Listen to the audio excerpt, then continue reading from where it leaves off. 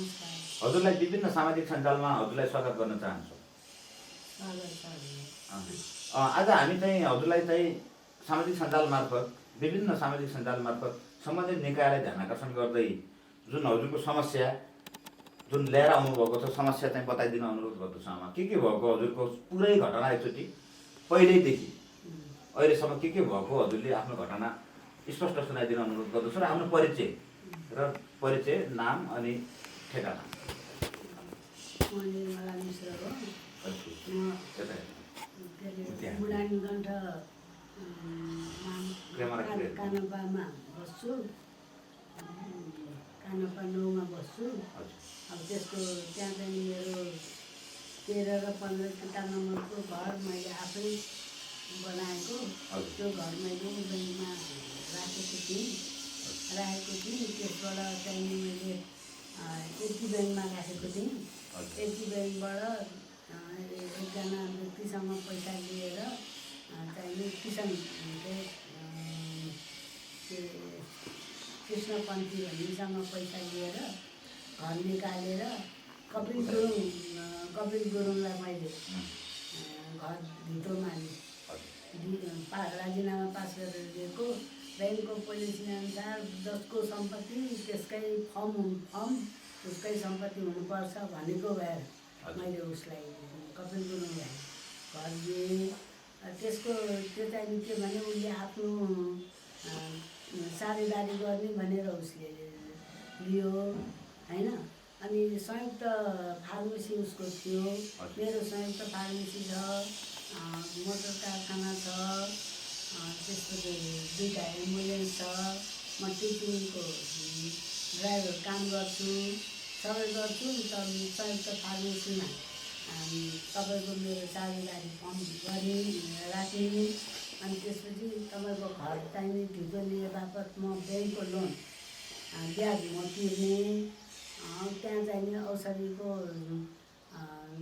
सामानहरू लिएर आएर त्यहाँबाट डिस्प्याच गरेर संयुक्त फार्मेसीमा लिएर आएर बिक्री गर्ने भन्ने शर्तले उसले घर फुस्कायो होइन।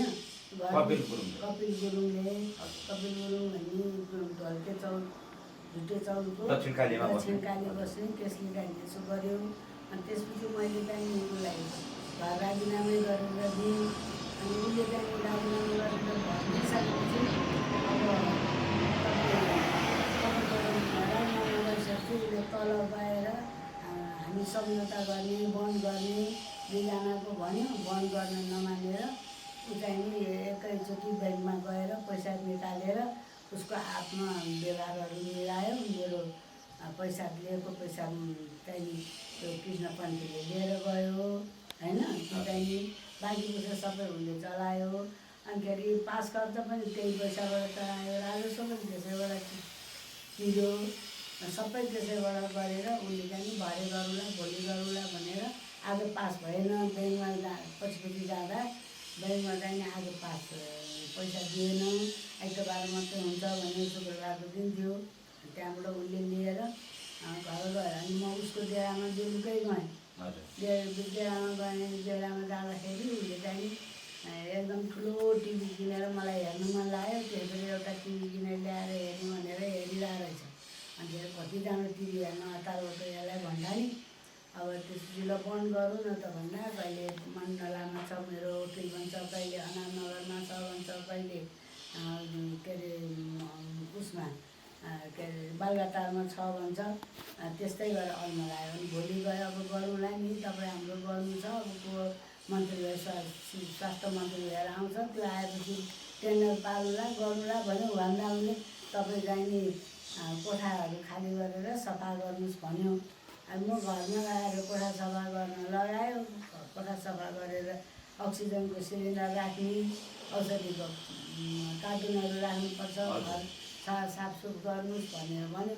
ल भनेर म सफा गर्नु भनेलाई उसले त उसको त्यो संयुक्त फार्मेसी सारे छ र सङ फार्मेसीमा लगेर गाह्रो छ। त्यहाँ चाहिँ नि 2टा बियो, एउटा 1 नम्बर र 2 नम्बर भन्ने बियो भने दामको एकजना फिल्म गर्ने शुद्ध गरेर 4 सिर्जना भएर त्यो औषधिको संयुक्त फार्मेसीको सामान सब त्यहाँ सारेछ। अनि तेस्रो दिन म अब जानु पऱ्यो यसलाई भेट्न भन्दाखेरि त्यो त खाली। अनि फेरि त्यहाँ गएर मैले त यहाँ औषधिको फार्मेसी सारेँ, अब यो मिलाउँदैछु यी हेर्नुहोस् आमा भनेर देखायो। अब यो तपाईँको मेरो हुन्छ, अब अहिले मेरो बुढीलाई चाहिँ नि बिरामी थिएँ, अहिले लिएर आएर यहाँ काउन्टर राखेको छु, तपाईँको पैसा तिर्नको लागि 10,000 दिनको मैले यहाँ यो पसलबाट लिएर दिनका दिन ब्याङ्कमा बुझाउने गरेको छु भनेर भन्यो। अनि तपाईँको घर फिर्ता गर्ने, मेरो फिर्ता गर्ने सर्टमा उसले लिएको कागज गर्दै गरेन भाइले, फिर्ता गर्ने सर्टमा लिएको। अनि त्यसपछि हामीले यतिकैमा एकछिन आमालाई रोक्यो। हामीले बुझ्न सक्दछौँ कि उसले एउटा हस्पिटलमा काम गर्ने, टिचिङमा काम गर्ने भएको हुँदा, औषधिसँग सम्बन्धित भएको हुँदा आमाको घर राखेर हामी चाहिँ आमा तपाईँ घर राखौँ, हामीले चाहिँ साझेदारीमा चाहिँ हामीले फार्मेसी खोलौँ र औषधिको चाहिँ डिलर राखौँ भनेको रहेछ। पछि त्यो औषधि चाहिँ कम्पनीमा सारेछ, कम्पनी प्रणालीबाट कम्पनीमा सारेछ र अनि त्यो घर चाहिँ धितो राखेर पैसा आफै भोगचलन गरेको रहेछ। अब आमाले बोल्नुहुन्छ आमा। अनि त्यसपछि मैले 1 रुपियाँ पनि लिएको छैन उचित है। अब मेरो पास खर्च पनि मेरै हालेको छ, त्यो 27 लाख लिएको मध्येबाट राजस्व पनि त्यसैबाट तिरेको छ। अनि फेरि उसले अब रमाइलो गरेर मिलाउने सिओलाई खुवाइ भन्थ्यो, त्यो पनि खुवाएको छ। के गर्यो होइन, सबै गरेर अनि मलाई चाहिँ नि ल गर्ने भन्छ, आज भन्छ भोलि भन्छ आउनुहोस् यसको पैसा मैले तिरिरहेको छु, ब्याङ्क आएको छैन तपाईँलाई कराउन भन्छ। ब्याङ्क पनि कराउन आएन, 1 वर्षसम्म आउँदै आएन। त्यसको पनि एग्रिमेन्ट सिद्धिसकेको रहेछ।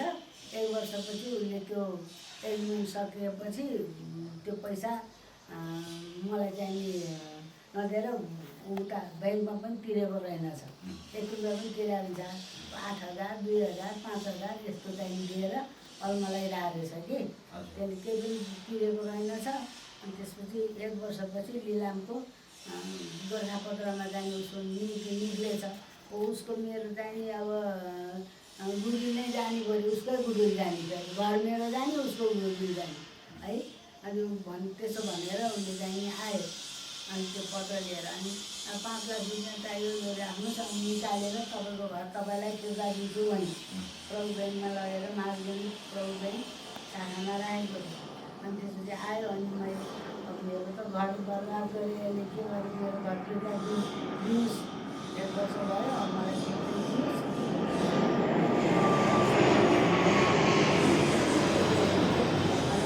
पैसा हालिदिनुहोस्, त्यो पैसा पनि मै तिर्छु, ब्याज पनि मै तिर्छु भनेर भने। अब घर आफ्नो घर छ, उसको त के जाने होइन भनेर फेरि खोजखाज गरेर 5 लाख भएन 3 लाख रुपियाँ जम्मा गरेर लिएर गएपछि अनि तपाईँ के अरे उसलाई गएर लोन अधिकृतलाई भनेछ। लोन अधिकृतले कसको घर, मेरो घर होइन त्यो आमाको घर भनेछ। अनि लोन अधिकृतले कसको घर रहेछ त बोलाएर लिएर गएँ हेरौँ भनेर भन्दाखेरि मलाई लग्यो। अनि तपाईँ जानुहोस्, तपाईँ कुरा गर्नुहोस् भन्छ, बाहिर बसेर मलाई त मार्छ भन्छ। अनि त्यसपछि म गएँ माथि गएपछि अनि तपाईँ घर त्यस्तो फटालाई घर दिने हो त, आफ्नो घर भनेर गाली गरे मलाई लोन अधिकृतले। अनि त्यसपछि मैले त्यसलाई बोलाउनुहोस् भने फोन गरेर बोलाएँ। अनि पैसा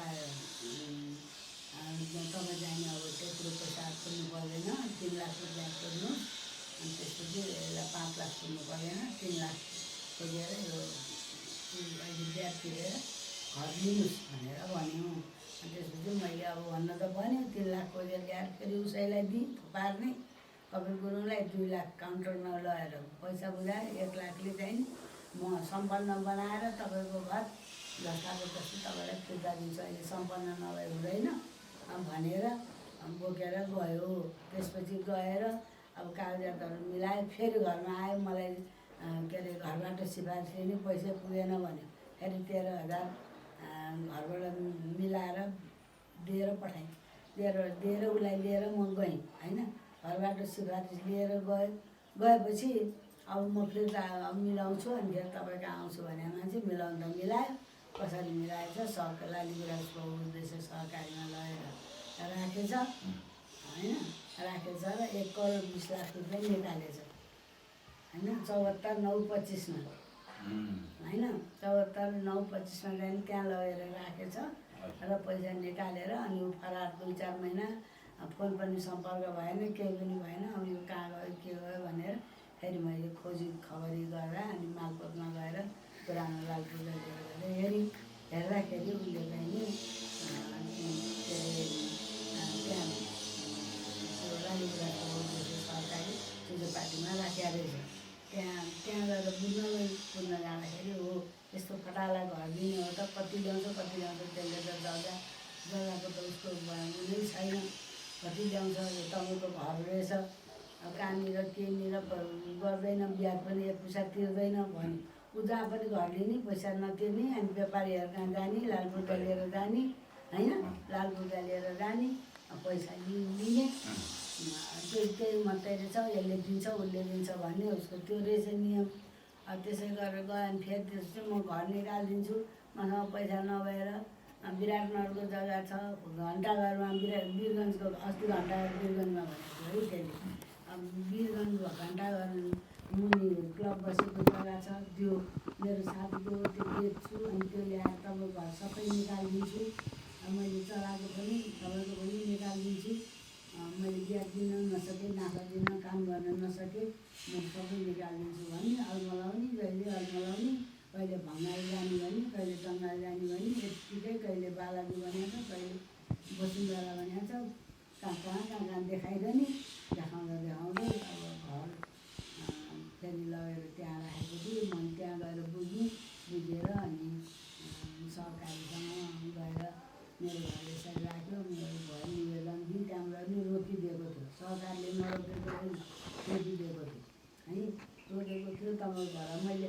त्यत्रो लोन कसरी तिर्ने ऊ पैसा खेलाएर हिँडेको कति वर्ष भइसक्यो जहिले पनि दिन्छु भन्छ अलमलाउँछ कहिले बनेपाको 29 रोपनी जग्गा के नागी डाँडा कि के डाँडाको जग्गा बन्छ कहिले कहाँको जग्गा बन्छ कहिले कहाँको जग्गा बन्छ त्यत्तिकै गर्दै मलाई झुकायो यो विषयमा त्यो विषयमा यो हुँदै थियो अनि सरकारले लिलाम गर्यो है लिलाम गरेपछि सहकारीको पनि अब सबै भाडाबाद गरेपछि अहिले चाहिँ भाग्ने बेला भागेछ लुट्ने बेला भागेछ अनि त्यतिखेर आएर सरकारले हाम्रो पैसा लियो कि घर छोड भन्न आयो अनि मैले मेरो घर हो म छोड्दिनँ कपिल गुरुङलाई समाज कारवाही गर भन्दाखेरि कपिल गुरुङले घर लिलामबाट लिलाम भइसक्यो ऊ पैसा घर हाम्रो हो तपाईँ छोड्नुहोस् भन्यो त्यसमा चाहिँ किसान राई भने म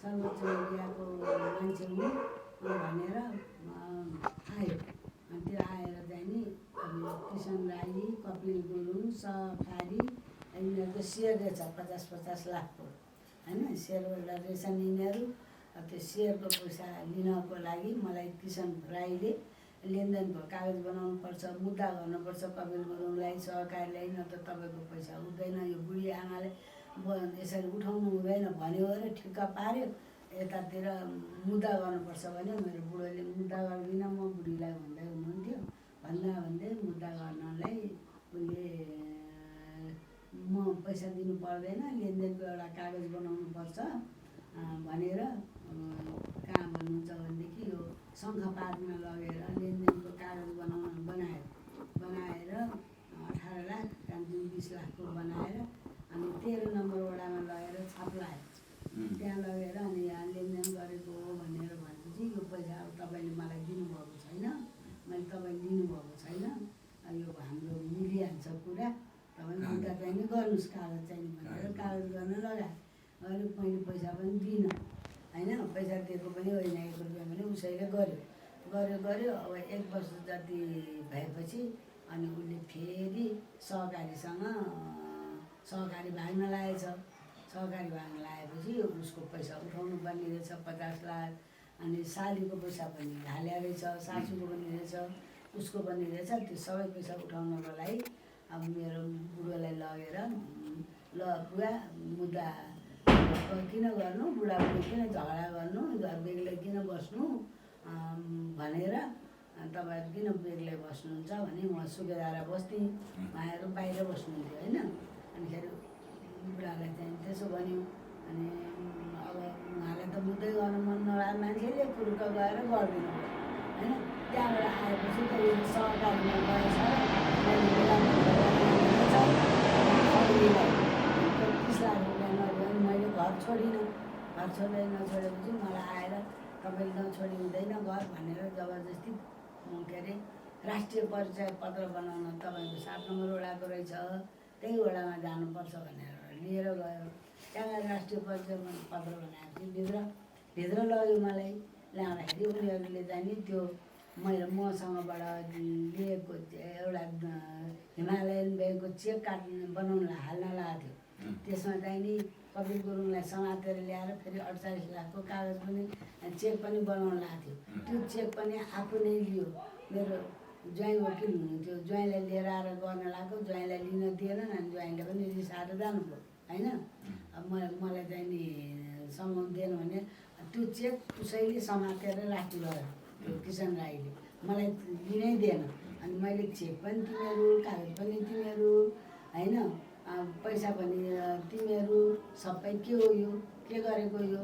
अनि फेरि मुद्दा पनि गर्न लाउने, फेरि रोका भएको घर जग्गा फिर्ता पनि गर्ने, मतलब रोका फुका पनि गर्ने, अनि घर पनि फेरि अर्कोलाई बेच्न लाग्यो सहकारीले भन्ने। के गरेको नाटक तपाईँले यो?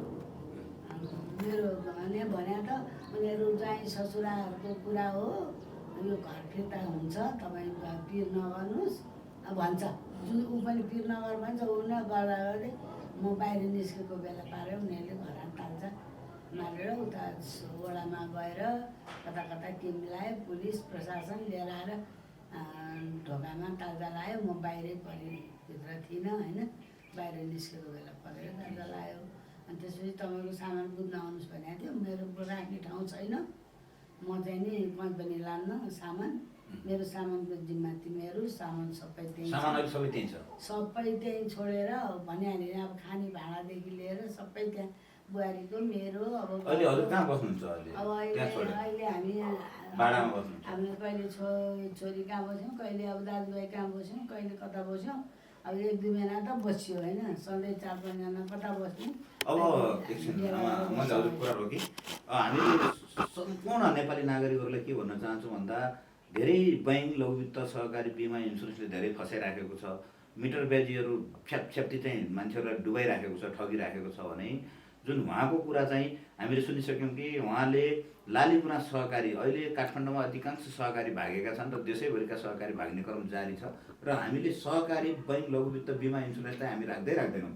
यिनीहरूले चाहिँ धेरै दुःख दिएको छ। यिनीहरूले चाहिँ माफिया तस्करसँग मिलेर चाहिँ सेटिङमा अर्काको घर जग्गा बस्ने बुढेसकालमा भनेर, उहाँ अहिले 70 वर्षको हुनुहुन्छ भने उहाँको श्रीमान 74 वर्षको हुनुहुन्छ। अब यति धेरै चाहिँ यति वृद्ध अवस्थामा चाहिँ बैङ्क सहकारीले चाहिँ नागरिकको घरहरू बेच्दाखेरि कमसेकम सूचना दिने, तपाईँको घर यस्तो भएको छ भनेर चाहिँ जानकारी गराउने हो। अब जाल छाँदी गरेर सबैले लुट्ने एउटा प्रपञ्च रचिएको छ। यसको विरुद्धमा हामी जागेका छौँ, हामी लागेका छौँ। अब उहाँको विषयमा हामीले कपिल गुरुङलाई चाहिँ तुरुन्तै पक्राउ गर्नुपर्छ भनेर आजै नै हामीले त्यहाँ खर्बिङ प्रहरी कहाँ हामीले निवेदन पेश गर्नेछौँ र निवेदन लेखिसक्नु भएको छ आमाले। र अर्को किसन भन्नेको ठेगाना खुलेको छैन, उसलाई पुलिस प्रहरी परिसर लाएर तपाईँको किसनसँग 13 नम्बर वडामा मलाई गराएको कागज छ, कागज च्यातेको पनि छैन। त्यो कागज मलाई मिलापत्र गरेँ, मलाई मेरो त सबै त्यहीँ भित्र परिहाल्यो नि। अर्को कुरा, त्यो घरमा सामानहरू इम्पोर्टेन्ट छ, भाँडाकुँडीहरू, खानेकुराहरू सबै त्यहीँ छोडेर बुढाबुढीलाई घरबाट निकालेको छ। सबै कुराहरू चाहिँ अन्याय भएको छ। त्यहाँको वडा पनि चाहिँ मुखदर्शक भएको छ, त्यहाँको चाहिँ नगरपालिका पनि मुखदर्शक भएको छ।